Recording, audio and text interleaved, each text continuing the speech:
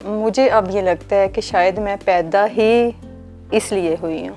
اب تو یہ سوچ بھی نہیں آتی کہ یہ میں کر پاؤں گی یا یہ نہیں کر پاؤں گی۔ کوئی ویرانہ ہے، کوئی گلشن ہے، اس لیے نکل پڑتے ہیں، مشکل نہیں ہوتی ہے الحمدللہ۔ اب تو عادت ہو گئی ہے۔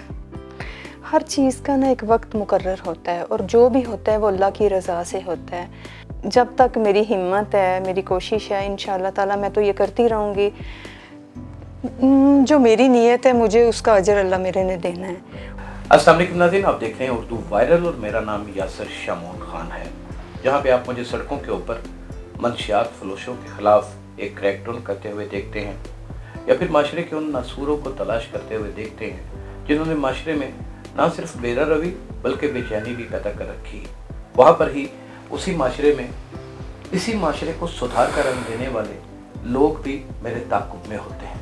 ایک ایسے لوگ جو چنندہ لوگ ہوتے ہیں، اللہ تعالیٰ کے خاص بندے، وہ لوگ جو اپنی ذات کو بالکل الگ تھلگ کر کے، اپنی نفی کر کے، اپنے آپ کو ہر جانب سے برطرف کر کے لوگوں کے لیے کار خیر کرتے ہیں۔ باجی صاحبہ اس وقت ہمارے ساتھ موجود ہیں، کسی بہت بڑے تعارف کی محتاج اس لیے نہیں ہے کہ ان کی شخصیت بذات خود ایک اپنے آپ میں مکمل جہان ہے، اور ایسا جہان ہے جہاں پہ کسی ضرورت مند کو کم از کم ہاتھ نہیں پھیلانے پڑتے، اس کے دل میں اس کی ضرورت اجاگر ہوتی ہے، اور پتہ نہیں ان کے دل تک کیسے پہنچ جاتی ہے، اور یہ کس طرح ان کی خدمت کرنے کے لیے پہنچ جاتی ہیں۔ جیل میں بند قیدی ان کے احساس کا حصہ ہوتے ہیں، جہاں پہ وہ اپنی پابند سلاسل ہوتے ہیں، وہاں ان کے احساس کی قید میں بھی چھپے ہوتے ہیں۔ یتیم خانے میں وہ بچے جو بالکل یتیم ہیں اور جن کی ماؤں نے ان کو گورنمنٹ کے یتیم خانے میں جمع کرا دیا ہوا ہے، وہاں پر بھی جا کے اپنی خدمات پیش کرتی ہیں۔ انہوں نے سٹور بنا رکھے ہیں، ڈسکاؤنٹ 50% ڈسکاؤنٹ کے ساتھ، فلی پیکج کے ساتھ، فلی فری آف کاسٹ بھی کچھ لوگوں کو جو اتنے زیادہ مجبور اور لاچار ہیں۔ سیلاب آ جائے تو یہ ہمیں وہاں پر نظر آتی ہیں، ایسی جگہوں کے اوپر کہ بندہ وہاں پر ڈاکوؤں کے ہتھے چڑھ جائے تو بچ نہیں سکتا۔ مشکل کام کرتی ہیں، خوبصورت لوگ چنندہ ہوتے ہیں، کہتے ہیں یہ عشق نہیں آسان، یہ کام ہے بستی والوں کا، پھولوں کے شہر کی سیر نہیں، یہ تو ہے سفر ویرانوں کا۔ ایک عورت اپنی بیاتہ زندگی میں رہتے ہوئے اپنے گھر بار کو، اپنے والدین کو چھوڑ کے ویرانوں کی جانب نکل جاتی ہے۔ وہ ویرانگی ہی ہے ناظرین، جہاں پہ لوگوں کے پاس کچھ کھانے کو نہیں ہوتا۔ یہ کس طرح ممکن ہے؟ آئیے آج انہی سے جانتے ہیں۔ السلام علیکم۔ وعلیکم السلام ورحمۃ اللہ وبرکاتہ۔ کیسی ہیں بھائی صاحب؟ الحمدللہ۔ بڑے عرصے کے بعد آج من تھا کہ ایسی پرنور شخصیت لوگوں کے سامنے لے کر کے آئیں کہ جو تھوڑی سی کہیں نہ کہیں راحت کا سبب بنے۔ اتنا سارا کچھ کیسے کر لیتی ہیں؟ اتنی روک بھی ہوگی گھر سے، اور بھی بہت ساری چیزیں ہوں گی، دھوکے باز بھی مل جاتے ہوں گے، سارا چیزوں سے بالا تر ہو کر کے جہاں پر نقصان ہوتا ہے وہاں پر آپ نفع پہنچانے چلی جاتی ہیں۔ لوگ نفع اپنے گھر میں رکھتے ہیں، آخر اس کے پیچھے راز کیا ہے؟ کیوں کرتی کیا ہے؟ بسم اللہ الرحمن الرحیم۔ اصل میں مجھے اب یہ لگتا ہے کہ شاید میں پیدا ہی اس لیے ہوئی ہوں۔ اچھا۔ تو اس وجہ سے اب تو یہ سوچ بھی نہیں آتی کہ یہ میں کر پاؤں گی یا یہ نہیں کر پاؤں گی۔ کوئی ویرانہ ہے، کوئی گلشن ہے، کہیں خزاں ہے، بہار ہے، یہ کبھی سوچا ہی نہیں ہے۔ جہاں پہ بھی دیکھا کہ یہاں پہ ضرورت ہے، اور ایک انسان کی زندگی میں جو مشکلات ہو سکتی ہیں، اللہ نہ کرے لیکن ہوتی ہیں، آپ کو پتہ یہ زندگی ہے، تو میری یہی کوشش ہوتی ہے کہ ہم وہاں پہ حاضر ہوں، اور وہاں پہ جا کے یہ جو نیکیاں ہیں نا، یہ ہمارے حصے میں آئیں، ہم اکٹھی کریں یہ نیکیاں۔ اس لیے نکل پڑتے ہیں، مشکل نہیں ہوتی ہے الحمدللہ، اب تو عادت ہو گئی ہے۔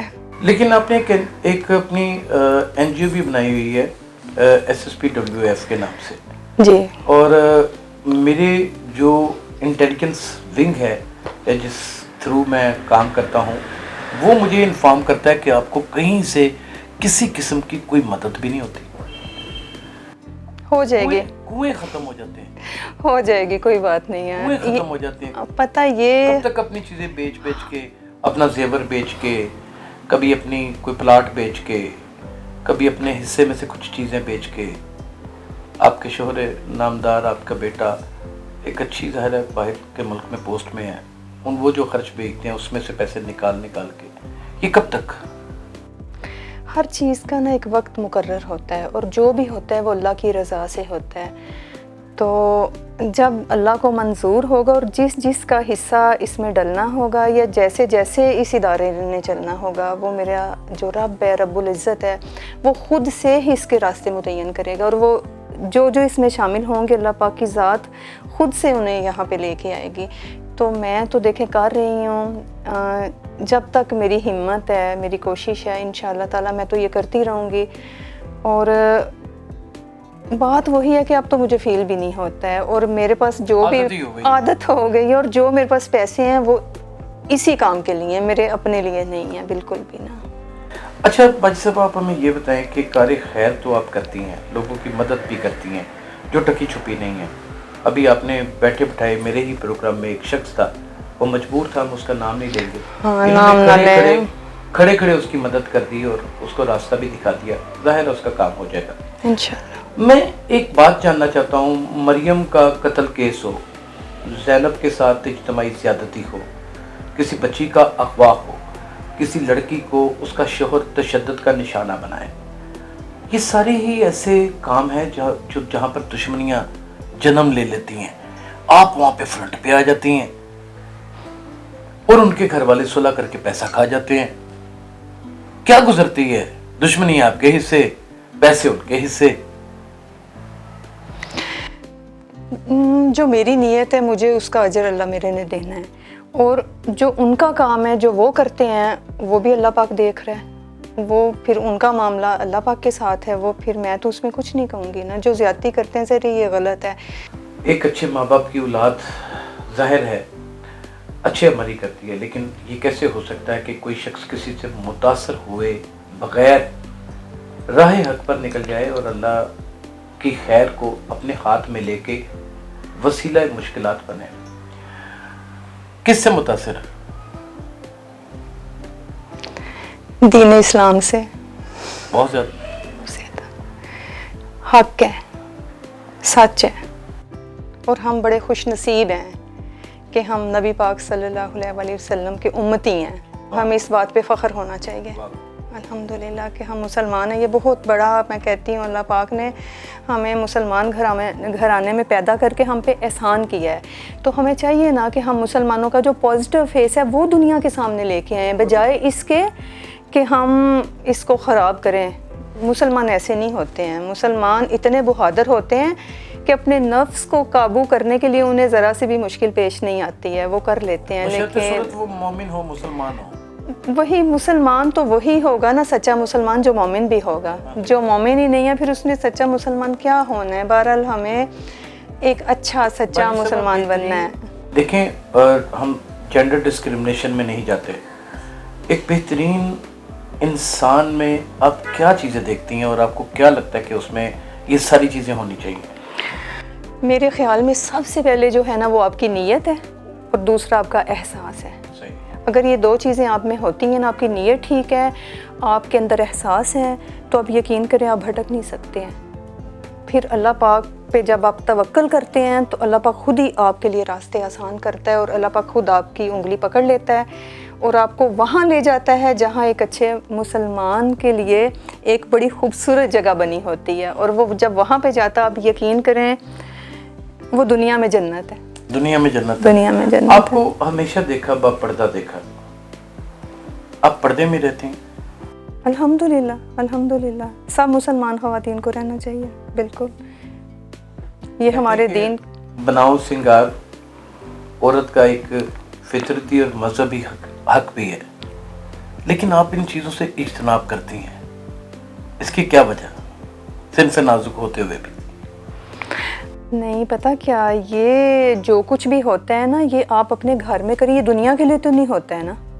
دنیا، یہ جو پردہ دنیا کے لیے ہے کیونکہ یہ ہمارے دین میں حکم ہے. اور اگر آپ یہ سب کچھ کیا دنیا کو دکھائیں گے، آپ کا بننا سنورنا وہ آپ کے اپنی فیملی کے لیے ہوتا ہے، آپ کے اپنے گھر کے لیے ہوتا ہے، خود آپ کے لیے ہوتا ہے، وہ دنیا کے لیے نہیں ہوتا ہے. موت کے اوپر کتنا بلیو ہے؟ एक पल का पता नहीं है, तगड़े। एक सेकंड का तगड़े पता हैं मौत नहीं के है। हवाले से। हाँ बिल्कुल, अल्हम्दुलिल्लाह। मैं क्यों कहती हूँ ये मेरी आखिरत की तैयारी है। मैं तो हर लम्हा, हर एक एक पल कहती हूँ कि पता नहीं मुझे अगला पल नसीब होना है कि नहीं। जैसे मुझे अभी यहाँ से उठना नसीब होना है कि नहीं। रात को सोती हूँ तो मैं खुद को अल्लाह पाक के सुपुर्द करके सोती हूँ। इसी वजह से मैं सबको माफ़ करके सोती हूँ और अल्लाह से भी माफ़ी मांग के सोती हूँ कि पता नहीं मुझे सुबह नसीब होनी है कि नहीं, और मेरी तौबा अल्लाह पाक कबूल फरमा। आपको लगता नहीं कि आप इस दुनिया की नहीं, कभी फील नहीं होता? एडजस्ट कर पाती हैं इतने धोखे में, इतने फ्रॉड में, जहाँ पे हर शख्स एक नफ्सा नफ्सी के आलम में है। हर शख्स अपनी ज़रूरत और अपनी बका के लिए को बड़े से बड़ा ब्लंडर भी मार जाता है। और आप, मुझे पता है कि आप साहिबे नज़र भी हैं, आप पहचान भी लेती हैं, इबादत में रहती हैं। मुझे लगता है कभी कभी कि मुझे बहुत पहले पैदा होना चाहिए था। वो क्यों? क्योंकि मैं उस दौर में पैदा होती, क्योंकि मुझे कभी कभी लगता है कि ये मैं बड़ा लेट हो गई हूँ। काश कि मैं उस दौर में पैदा हुई होती जब हमें उन्हीं के बीच में अपने जो सहाबा इकराम हैं, हमारे जो, क्या कहूँ मैं, काश नबी पाक सल्लल्लाहु अलैहि वसल्लम के दौर में मैं पैदा हुई होती। काश। और इसीलिए मैं जाती हूँ वहाँ पे, तो रियाजुल जन्ना में आप यकीन करें कि मैं वहाँ पे बैठ के ये तसव्वुर कर रही होती हूँ और मुझे बहुत वहाँ पे अच्छा टाइम मिल जाता है। मुझे बड़ा मौका मिलता है कि मैं बड़े करीब से हो के वहाँ पे दुआएं मांगूं। और फिर मैं ये तसव्वुर करती हूँ, रो रो के तसव्वुर करती हूँ कि काश ये मैं उस दौर में हूँ जब आप, क्या कहूँ बस, जब इंसान इतनी बुलंद ख्वाहिशों के हसूल में हो, तलाश में हो, उसका मुतलाशी हो, फिर उसका इस दुनिया में दिल नहीं लगता। और इस दुनिया में उसको अपना दिल लगाने के लिए ज़ाहिर है अल्लाह ताला के नूर को, उसके नबी की सफ़ात को समझ के उस पर अमल पैरा होना बड़ा लाज़िम हो जाता है। बाजी साहबा के किरदार से कोई ऐसा शख्स नहीं है जो वाक़फ़गार ना हो। बहुत सी ऐसी बातें हैं जिन्होंने मुझे बताने से मना की हुई हैं। इनके ऊपर कर्म है अल्लाह की ज़ात का। ख़वातीन बड़ी चालाक और बड़ी होशियार और बड़ी मक्कारी के साथ इसी दुनिया में लिव करती हैं और उनके अनोखे रंग नज़र आते हैं। इसी तरह माशरे का मर्द भी किसी से पीछे नज़र नहीं आता। लेकिन फिर वक्त हम एक औरत से बात कर रहे हैं तो ये क्यों ना जाने कि आजकल की औरतों में और आप में इतना बड़ा तजाद और इतना फर्क, क्या कहेंगी? सर अभी देखें, मैंने आपको कहा ना, काश मैं तब पैदा हुई होती। देखें कि ख्वाहिश है ये एक, लेकिन मेरे अल्लाह को ये मंजूर था। देखें उसने जो भी जैसे कहा, अल्हम्दुलिल्लाह, मैं तो अल्लाह पाक की हर बात पे लब्बैक बोलती हूँ, आमीन कहती हूँ, अल्हम्दुलिल्लाह बोलती हूँ। मुझे बिल्कुल भी कोई पछतावा नहीं है। ये तो जस्ट एक ख्वाहिश आपने पूछी, मैंने बता दी। तो अब ख़वातीन का मैं कहती हूँ कि अल्लाह करे कि हम जितनी मुसलमान ख़वातीन हैं, हम बिल्कुल ऐसी हो जाएं जैसे सही मानों में इस्लाम की शहज़ादियाँ होती हैं। हम ऐसी बन जाएं कि जैसे अल्लाह पाक को पसंद है, नबी पाक सल्लल्लाहु अलैहि वसल्लम को पसंद है। देखिए हम हदीस उठा के देखते हैं जो हमारी नबी पाक सल्लल्लाहु अलैहि वसल्लम की जो हयात मुबारका से हमें मिलता है, आपकी अज़वाजा मुतहरा से हमें मिलता है, हम वो क्यों नहीं अपनाते? देखिए ज़िंदगी बड़ी मुख्तसर है और लोग क्यों इस बात को नहीं समझते। मेरी दुआ है अपनी सब बहनों के लिए, बेटियों के लिए, कि हम सही दीन के रास्ते पे चलें। और इसीलिए आपको पता, मैंने एक और भी हमने मिलके एक मिशन शुरू किया है कि हम कुरान पाक की तफसीर तर्जमा मैं ये बांट रही हूँ। ये नहीं कि ये इस वादे पे मैं लोगों को दे रही हूँ कि आप इसको पढ़ेंगे।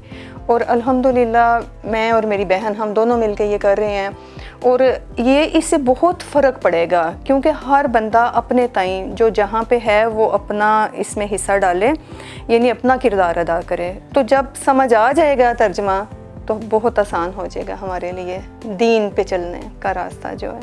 किताब हक का तर्जुमा, जाहिर बात है कि इंसान की बका है और यही एक मतवाज़न और मौसर रास्ता है। मंजिल की अगर तलाश है और उस नूर को देखना चाहते हैं जिसकी जो वजह कायनात है, تو کتاب حق کا مطالعہ ضرور کریں.